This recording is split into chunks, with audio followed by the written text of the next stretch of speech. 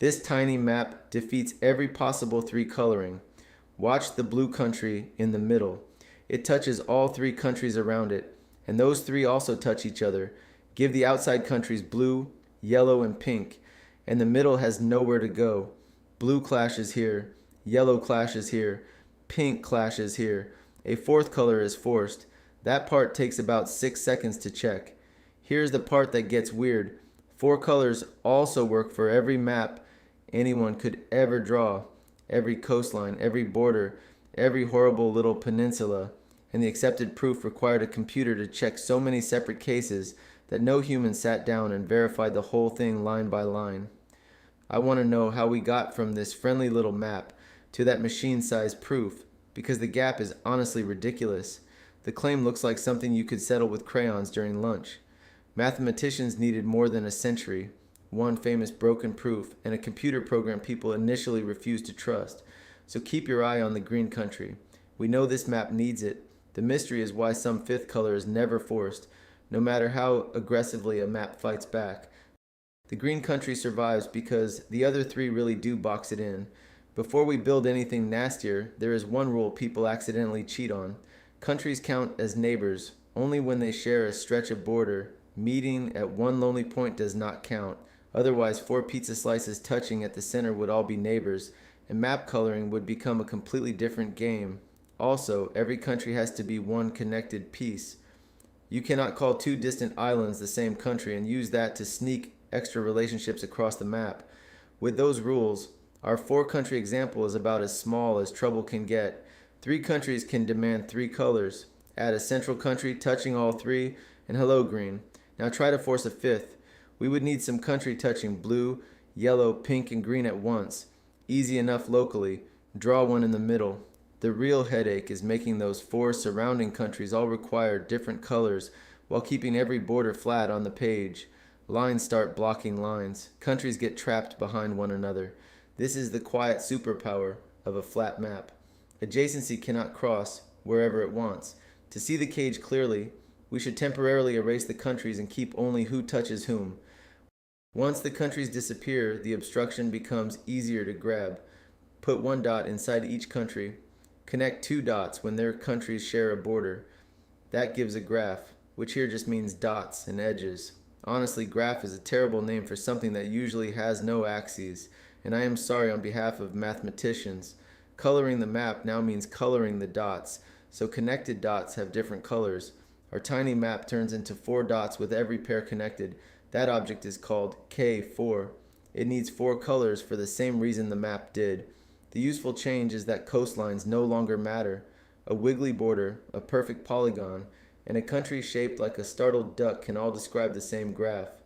Only adjacency survives, and because the original map lies flat, its graph can be drawn without edges crossing. That word is planar. Here's the trap for a 5th color. 5 dots all connected to one another form K5, and K5 cannot be drawn in the plane without a crossing. So the most obvious 5-color monster is illegal. Unfortunately, that does not finish anything. A graph can need many colors without every pair of its dots being connected. If 4 colors always win, planarity must be doing something subtler than merely banning K5. So K5 is banned, yet that leaves a lot of sneakier graphs. There are graphs with no giant all-to-all cluster that still demands surprisingly many colors. Planarity has to stop every one of those tricks at 4. The first reason to believe it comes from a counting fact. A planar graph cannot have too many edges.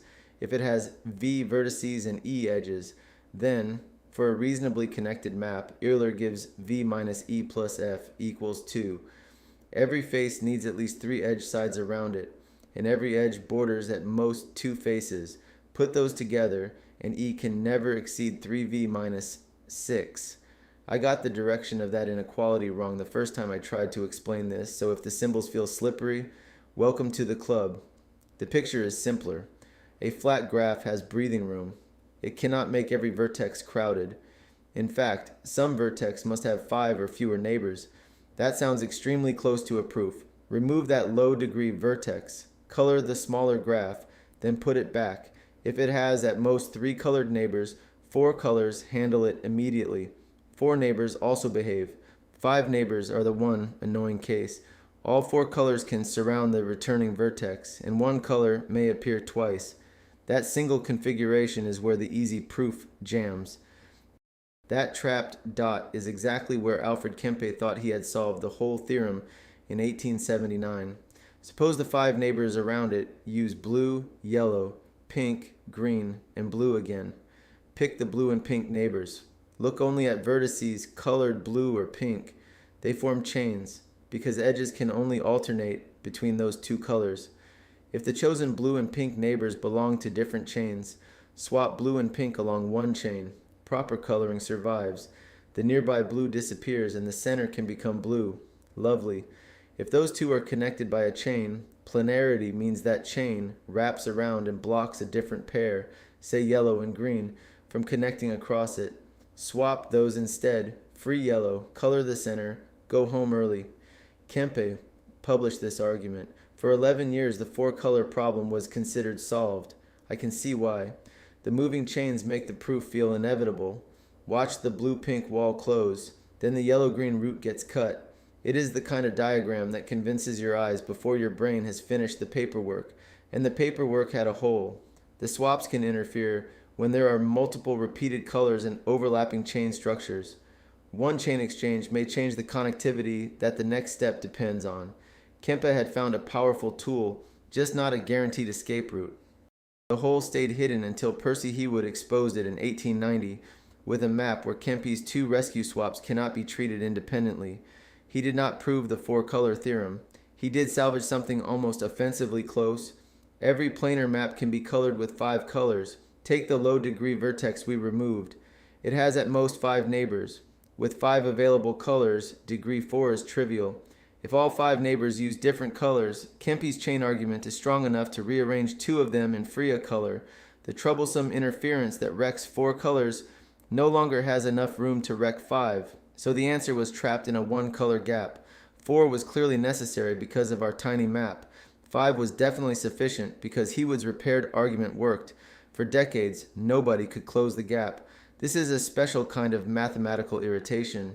You know the answer is either 4 or 5, and every actual map you draw behaves like 4, yet a proof has to control infinitely many maps, including maps no sane cartographer would invent. People proved the theorem for larger and larger families, maps with few countries, maps with special border patterns. Still, some hypothetical monster might live just beyond the latest cutoff. The eventual strategy was to stop hunting one monster and build a finite wanted list. Assume, just for the chase, that a 5 hungry planar map exists. Among all such criminals, choose one with the fewest countries. This smallest counterexample has a useful personality. Remove anything from it, and the remaining map accepts 4 colors. So if we can spot a local patch that can always be removed, colored around, and restored, the supposed criminal disappears in a puff of logic. Such a patch is called reducible. A vertex with 3 neighbors is reducible. Delete it, color the smaller graph, then use whichever of 4 colors its neighbors missed. Certain larger rings and clusters are reducible too, although the recoloring can get fiddly fast. Now we need the other half. Every planar graph must contain at least 1 patch from some finite collection. That collection is unavoidable. Reducible says a patch cannot occur in the smallest counterexample. Unavoidable says at least one of the patches must occur. Put those sentences together, and the counterexample has nowhere to stand. This is the skeleton of the final proof, and it is genuinely elegant. The problem is scale. Nobody found 1 cute patch that does the job, or 10. The unavoidable list eventually contained hundreds, and each entry needed its own reducibility check. The infinite world of maps had been squeezed into a finite task. It was still a task large enough to make human checking miserable. How do you prove that hundreds of weird patches are unavoidable? You make the map play a bookkeeping game. Start with a triangulated planar graph, meaning every face is a triangle. Give each vertex a charge based on its degree. One convenient choice is 6 minus the degree. A degree 5 vertex gets +1. Degree 6 gets 0. Degree 7 gets -1. Euler's formula guarantees the total charge is 12. That 12 cannot vanish, no matter how huge the graph gets. Now redistribute charge using fixed local rules. High-degree vertices may receive charge from nearby low-degree ones, or the convention can run the other direction. Authors choose different signs, which is a charming little obstacle placed directly in front of anyone trying to compare proofs. The total stays 12. Suppose none of the wanted configurations appeared. The discharging rules are designed so every vertex would finish with charge at most 0. But all the final charges cannot add to 12 if each one is non-positive. Contradiction. Therefore, at least one wanted patch must occur. This method is called discharging, and it feels like proving something about maps by doing taxes on a bag of triangles. Still, watch what it accomplishes. Euler's one global equation gets converted into a local guarantee. Somewhere on the map, one of our reducible suspects has to be hiding. The unavoidable list idea finally turned into a proof in 1976, when Kenneth Appel and Wolfgang Haken assembled 1,936 configurations. The broad argument could be read by a person. The computer then checked that each configuration was reducible. This took roughly 1,000 hours on the machines they were using. There were printed pages of output, boxes of them, and no realistic way for one mathematician to replay every elementary operation by hand. That caused a very reasonable identity crisis. A proof had traditionally been an argument another expert could inspect from beginning to end. Here, experts could inspect the method, the program, samples of the calculation, and consistency checks. The entire computation remained beyond ordinary human patience. Some mathematicians accepted it, some disliked it intensely. A few worried about programming errors, compiler errors, or hardware faults. And yes, the theorem survived. The proof was later simplified. Robertson, Sanders, Seymour, and Thomas produced a new proof in 1997 using 633 configurations and a cleaner algorithm. Smaller, much clearer, still computerized. The machine was no longer helping around the edges. It was carrying the giant finite case check at the center. So what exactly had been proved, and who, or what, had understood it? Saying no human fully checked the proof needs one important asterisk. Humans checked the mathematical strategy and examined the code. Independent implementations repeated the result. Later work made the computation more transparent. Then Georges Gontier and collaborators formalized the theorem in the Coq Proof Assistant, completed in 2005. In a formal proof, every logical step is encoded precisely enough for a small verification program called a kernel to check it. That changes the trust problem. Instead of trusting thousands of pages of informal reasoning, plus a custom case checking program, you trust the formal definitions, the proof assistance kernel, and the hardware running it.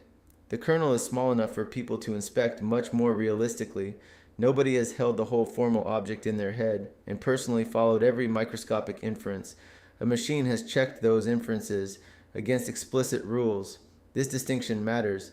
The theorem is not sitting on one dusty 1976 program that happened to print yes.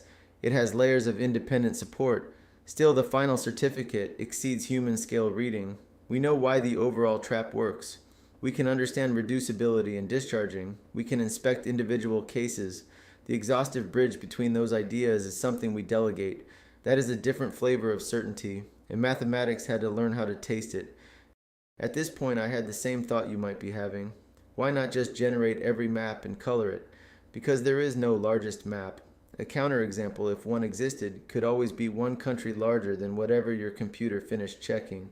Testing a billion maps proves something about those billion maps. The theorem talks about infinitely many. The clever move in Appel and Hawkins' approach was compression. Assume a smallest failure. Euler and discharging force that failure to contain one of finitely many local patches. Reducibility deletes every patch on the list. The computer never checks all maps. It checks a finite set of escape hatches and proves each one is locked. That difference is the whole game. You can also see why the exact list is allowed to be ugly. The proof does not need the 633 configurations to reveal some deep individual meaning. Collectively, they form a net with no planar graph-size holes. Mathematicians have kept searching for a shorter conceptual proof, something a person could carry from start to finish without a warehouse of cases. None is known. Maybe the ugliness is temporary. Maybe four-colorability really is a fact whose shortest proof contains a large pile of local bureaucracy. Math never promised its deepest truths would have good user interfaces. There is another twist hiding behind the theorem. Knowing four colors always suffice does not automatically hand you a coloring. For planar maps, efficient algorithms do exist, and some are built from the theorem's structural ideas, but map coloring lives inside a much larger computational problem. For arbitrary graphs, finding the smallest number of colors is brutally hard. Remove the planar restriction, and edges can cross freely. K5 walks straight in, and graphs can demand as many colors as you like. Even within planar graphs, asking whether a particular map can be colored with only 3 colors is computationally hard in the standard NP-complete sense. 4 is guaranteed, yet deciding whether you can save one color may be the difficult part. I love how rude that is. The theorem answers the universal ceiling with total confidence, while a specific map can still make 3 coloring feel like searching a maze. Watch this map. 4 colors spread through it without drama. Now demand 3. Every early choice sends constraints outward, and one innocent blue country eventually creates a conflict 20 borders away. Backtrack, recolor, try again. The 4th color acts like breathing room. The theorem says that room is always enough. It does not say the furniture will arrange itself. So this little map really does mark the exact boundary. 3 colors fail right here. 4 colors handle every planar map, even one with 1,000,000 countries designed by somebody who has developed a personal grudge against cartographers. The reason runs through a smallest imaginary counterexample, Euler's formula, discharging, hundreds of unavoidable configurations, and machine-checked reducibility. That chain is solid. It has been rebuilt, simplified, independently computed, and formally verified. Yet I cannot show you one compact picture where the entire theorem becomes obvious. I can show the trap. I can show why the hypothetical counterexample must contain a listed patch. I can show how each patch gets removed. Then the list becomes too large, and human vision hands the job to a machine. Keep your eye on the green country one last time. It looks like the least interesting part of the original map. Just the leftover color after blue, yellow, and pink have boxed themselves in. Somehow that leftover is also the universal limit for every flat world. And here's the thing that still bugs me. Maybe there is a 6-page proof waiting for the right idea. Or maybe the giant case check is telling us something uncomfortable, that a fact can be completely proved, even when no single person can ever experience the whole proof.